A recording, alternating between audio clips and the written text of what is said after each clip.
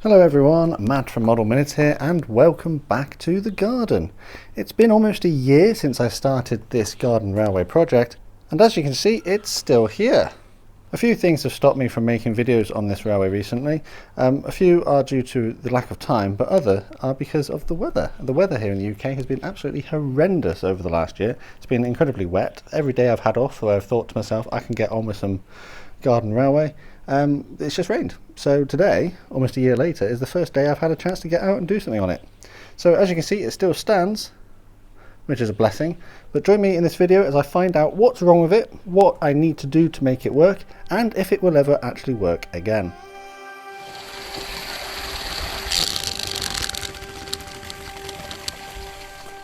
Oh, nearly, come on.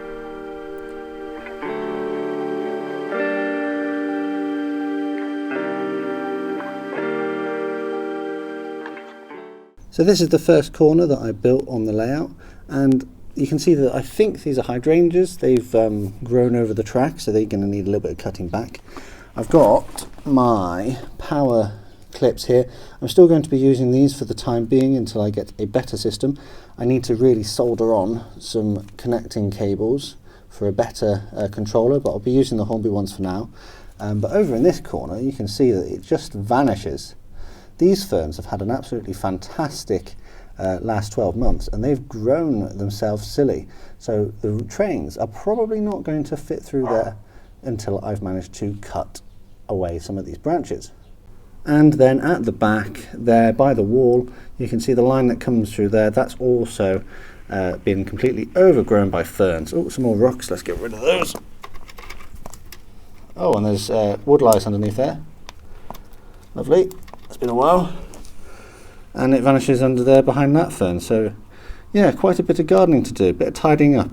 This rose here has done something a bit crazy. It's just sort of grown one long shoot. So this bit over here is the original bit of the rose, then it's pushed a shoot underneath and back up, and it just keeps going up as high as it can. But it's nice to see that there is actually a flower starting to form on the end of that rose there, which is nice. There are a few rocks and things knocking around in different places, which I'll need to tidy up as I go through. Actually, I can do that now. That's a really simple thing to do. The track is mostly still stuck down, but I have noticed in a few places there are some pins missing. Over here, for example, that pin there has come up and I need to put that back down. The track as it stands isn't too bad. It's dirty. I don't really know if nickel silver corrodes, but it's still here. It hasn't disintegrated.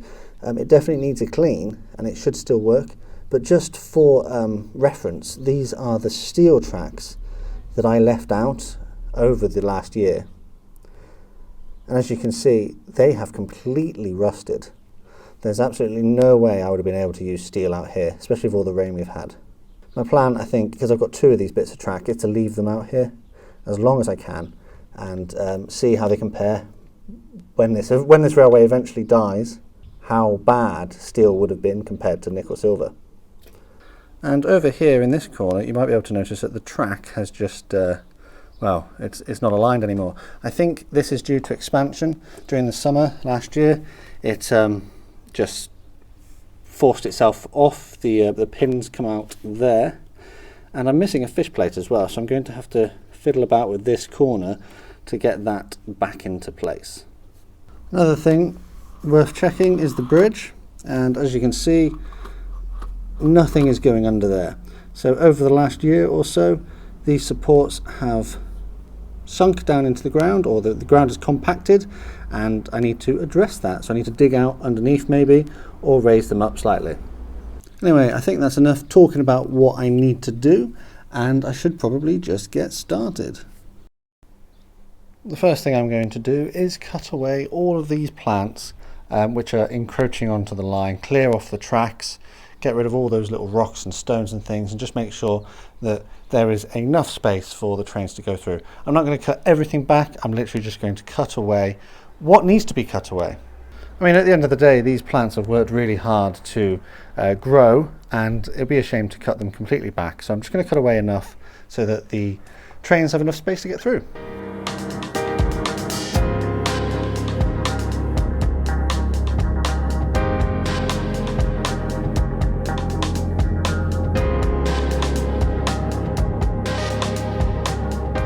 Cool, so after about 10 minutes worth of work, I've managed to cut away just enough so that you can pretty much see the tracks now. This corner over here did cause me a few little issues getting to it, but I've pretty much made a tunnel down here for the trains to go through. Hopefully they won't snarl on anything as they go through there. Now that's much more clear. You can actually see the track now. So fingers crossed we don't have any issues with that now. The next thing I'm going to sort out is the track on the corner, which has sort of come away from itself. It's missing fish plates, but it'll be easy enough to fix that. All I need to do is put a new fish plate on and then hammer it back in with a new nail. There we go, with that now done, the circuit is complete. And it runs. Well, it doesn't run, I can push it along. We've still got a lot of work to do to get to make it running again. I'm going to go around the layout now though and check to see if there's any more pins that need to be pushed back in, or if I need to add some more pins in different areas, just in case the track's lifted, just to keep it secure.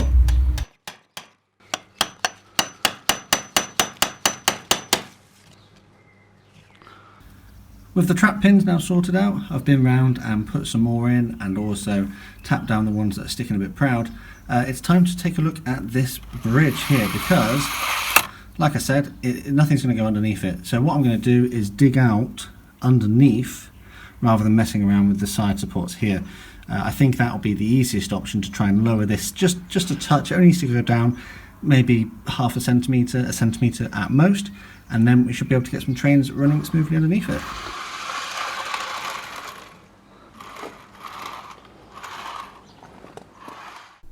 Right, well, with the bridge finally sorted, I think the last thing to do is to clean the track up.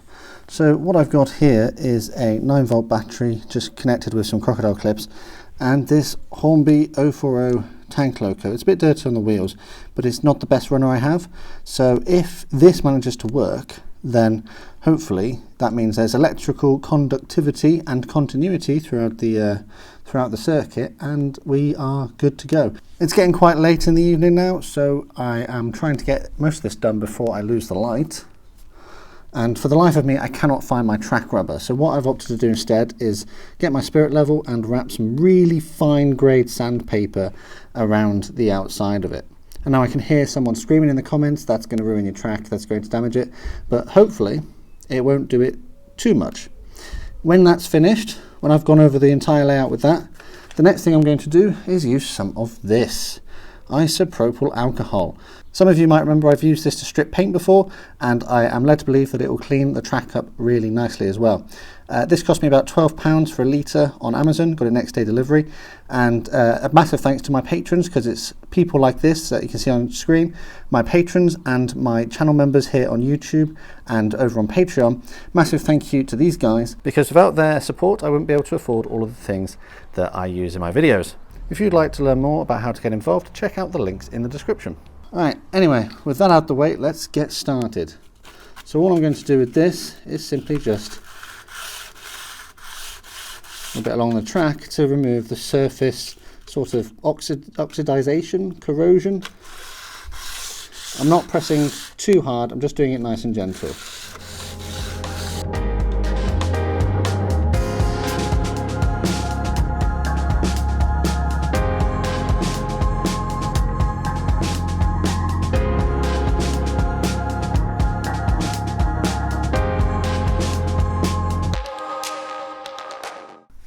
So the light is fading now. I haven't really got time to carry on with this today.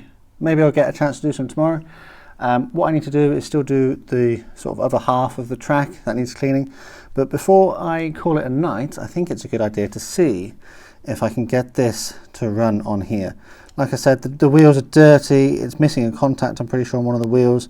So if I can get this to run now, I know we're starting to make progress. So let's see, I've connected up my 9-volt battery. Let's pop it on and see what we get. Oh, nearly, come on.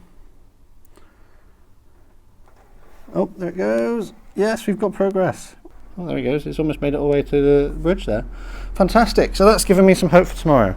And I will see you then.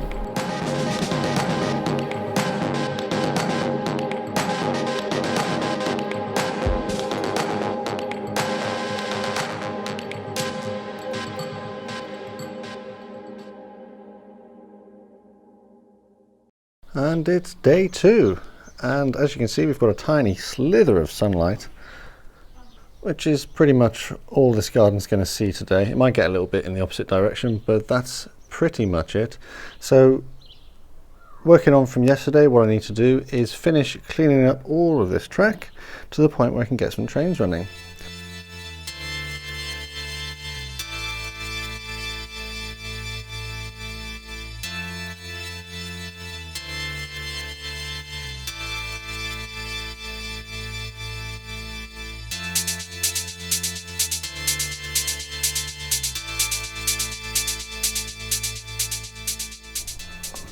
I've got some of these track cleaning pads which hang on the axle of a wagon, and I've decided to put it onto this one here.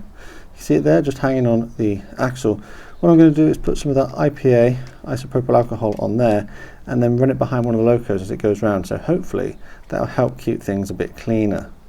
And then pop it on the track, and I think it works best if it's sort of going that way. Cool. And then I've got a trusty, friendly family locomotive to put in front. Actually, no, put in behind. We'll hook up the battery again and see if we've got any life this morning. Oh, yeah, we have, but he's going the wrong way for what I want him to do. I want him to go the other way. So clip that on there. There he goes. Let's see if that works. No. Clearly there's a few bits that still need cleaning. So whilst testing this bit out, I've found that Thomas was stopping quite a bit, and it's not because the track is dirty. So when I picked him up, you might be able to spot what the problem is. He's lost one of his crank pins, is that what they're called? And his connecting rod has fallen out. The odds of me finding that incredibly small little bolt or nut that fits in that hole there in this garden is incredibly small. So it looks like I'm going to have to get one online and repair it at some point. That's a bit of a shame. And after 12 months of bad weather and a complete lack of maintenance, the first loop is working again. I've taken 2 of those wagons off and put them behind, that last one behind it, rather than in front, because I was finding that as it was going around the curves, they were locking up and causing derailments, and I thought it was dirty track, but it just turns out it's because there's just too much friction. But yeah, that loop is working now, so I need to repeat the process on the other loop.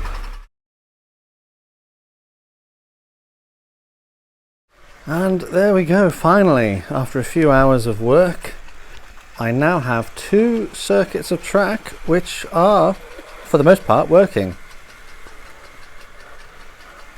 There are a few little areas where they slow down, or I have encountered a few derailments, but so far, since addressing those issues, I seem to be having a fairly good success rate. The issues that I discussed in my previous video still exist. Oh, look, that one stopped. Clearly that's a little bit dirty there, and it needs a little bit of a look. But the issues that I have in the previous video still exist. This area here is a bit too steep in one direction, trains struggle. Some of the track is hanging over the edges, which people don't like, but you know, as you can see, the trains don't seem to be bothered by it. Again, another little bit of dirty track there. Come on. There he goes.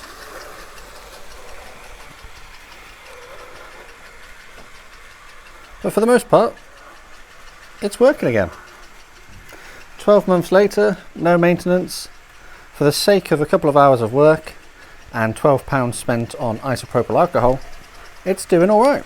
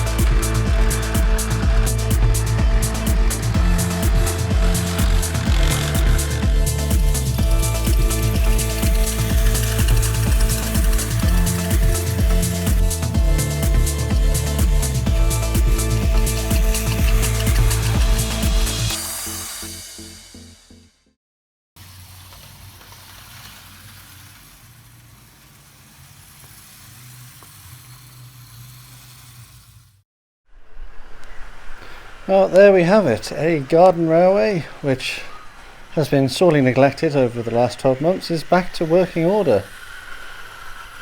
There are a few little issues here and there which I'll need to investigate and sort out.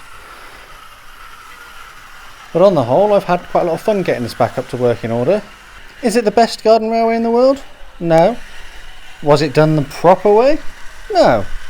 But I had a lot of fun doing it, and I think that's what is important the most. And with that, I think it's probably time to end the video. Please let me know down in the comments any suggestions for plants that love shady areas, because I need some to cover that ground area, just to make it look a little bit more pretty. What other kind of videos would you like to see? Would you like to see some running sessions, for example? Or do you simply just want to let me know that you've started your own railway project? Feel free to let me know in the comments. If you enjoyed this video, please consider giving it a like. And if you're new here, please click that subscribe button so you never miss a modelling video. Finally, all that's left to say is a massive thank you to you for watching this video, and I will see you in the garden or on the workbench again next time.